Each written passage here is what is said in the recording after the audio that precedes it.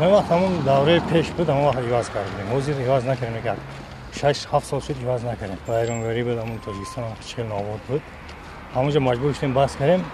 هنوز با کار کردیم از ناز همش سازه بازی من اكو مدتی 2 سال کارم علیش کردم در باغچه کار میکردم حاضر باشد بولچکا میپزم سببش مزد اولی کمو کم است برای همین کارخانه‌های دولتی اولیکشون پسته جای کار ریواز کردیم نیست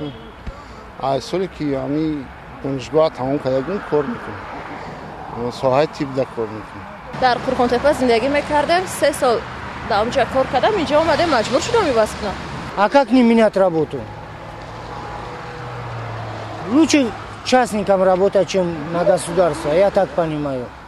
Потому что вот я вот на этой стройке работал, вот перед вами, пожалуйста. Здесь обманывают. جای کارم اول همشیره تیپ کار میکردم بازی باشد خانشی نه جا ما علیش نمیکنم بازی مغازه شخصی دارم کار میکنیم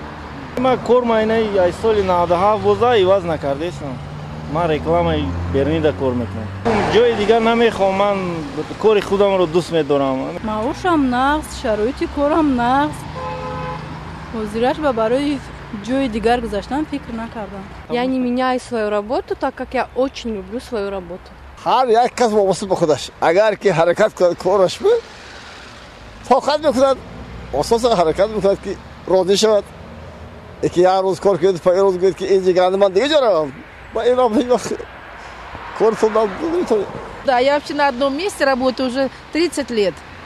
Ни разу я не меняла работу. Я работаю в Институте искусства и уже 30 лет.